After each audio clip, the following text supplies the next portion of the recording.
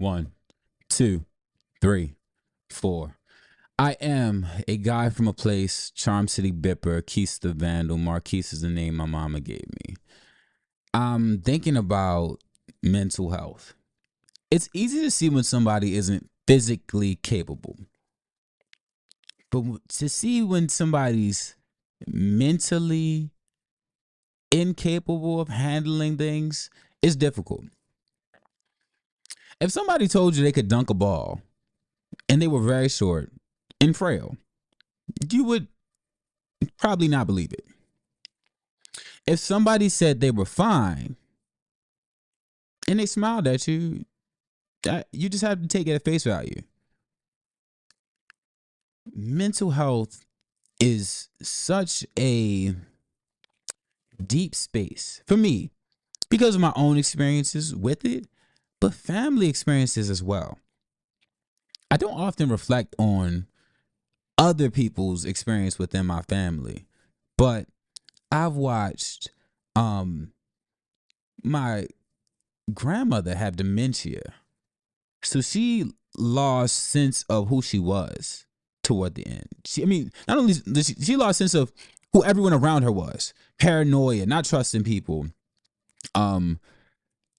At times she had childlike behavior. It was these things that were very difficult to understand for all of us, because it's like one day is grandma that I always knew, and the next is like, who are you? Get off of me. Don't do that to me. Like combative, aggressive, in a way that hurt a lot of her children.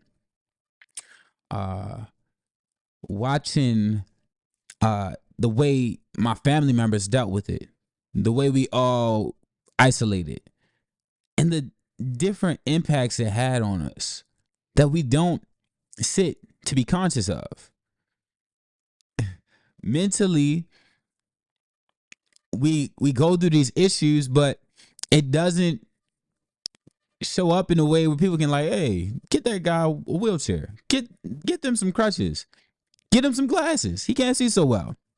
Like a mental ailment, a mental illness is so complex, and the ways we approach healing them have to be unique and at times complex.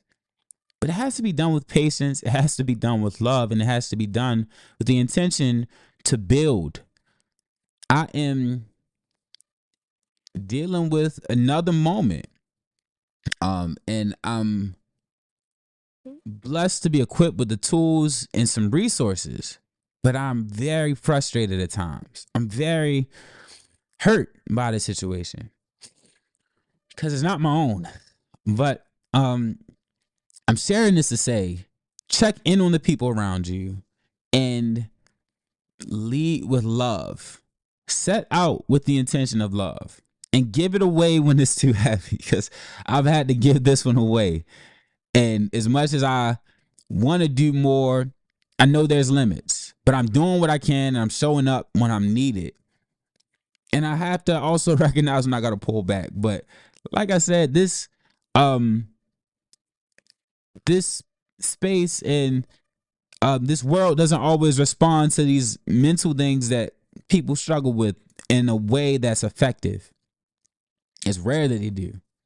People are going through seriously traumatic situations and expected to just go back to whatever normal society desires. Oh, you get over it, shoulder it, men don't cry, all of these crazy, I say crazy things that people live by and die by and eat, sleep, breathe. I'm just not here for it. I want to cry so I can get it out and I can move on. I want to let it out. I want to give it away because it's not mine. Holding them tears back to look away for somebody, it's corny. I'm sorry. I don't care what you think of me.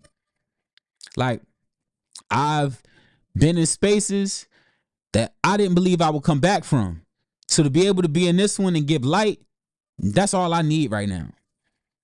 Like, when I tell you, we are truly blessed, we are. It's a lack of nothing And it can be so heavy at times.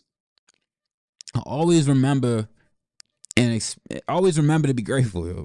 Remember to be grateful for what you have, grateful for what you had, and grateful for what you can have. Just be grateful. Be grateful. I'm just like I said, I'm in a space of reflecting on that. I know people talking about, I had friends talking about suicide. I had someone commit suicide when I was in high school. I had these things be close to me. I had my own thoughts of suicide at times because of depression, because of isolation, because of fear, because I didn't know myself or who I belonged to, because I felt like no one was there. I need y'all to know that there's always somebody there. You can always get help. The help stops when you stop asking. The help stops when you are combative and you so hurt that you won't just let it go and say, look, bro, like, I can't carry this no more. I can't carry this. I need to let it up my shoulders. I need y'all to let it go. Let it go. Let's drop it together. And I always say, it's not a process that's simple. It's not a process that's quick or easy. But continuing to live with that, to live with these burdens, live with these lies, live with this pain, that's way harder for me. So I'm gonna do the thing that's scary, because the thing that's scary is giving me eternal life and peace, man. Like, I'm at peace when I'm able to speak on these things with people that love me. I'm at peace when I'm able to share and build. I talk about leaving the school I left, but I left it with love, and I gotta keep coming back to that, because I have students who see themselves differently because of the way that I showed up. And I was showing up at times in my own pain and going through my own storm, but just stopping to listen, being patient enough to hear the story about the queen ant who does so much in her community, and like having that moment with the third grader, being patient enough to remind kids that this is a moment, that middle school is a moment that's gonna pass. And there's some people that's the king of middle school that ain't gonna be the king in a little bit. And may God give them humility, and may their fall not be too hard. But there's some people that's in a space that look like it's magical because of the way they're making you feel about yourself, or it looks like it's more powerful than it really is. There's no power greater than the greatest. all of that negative, all them negative, I'm so powerful things are imitation, and them walls break down. Sure. So when I say love on somebody, I mean it, man. This mental health situation is reckless. Like, to just recognize how limited the options are for you when you are in certain scenarios.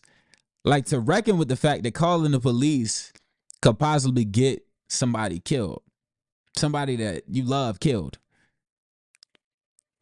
Thinking about that angst, thinking about that tension that I feel when them lights come on behind me and I'm not even being pulled over.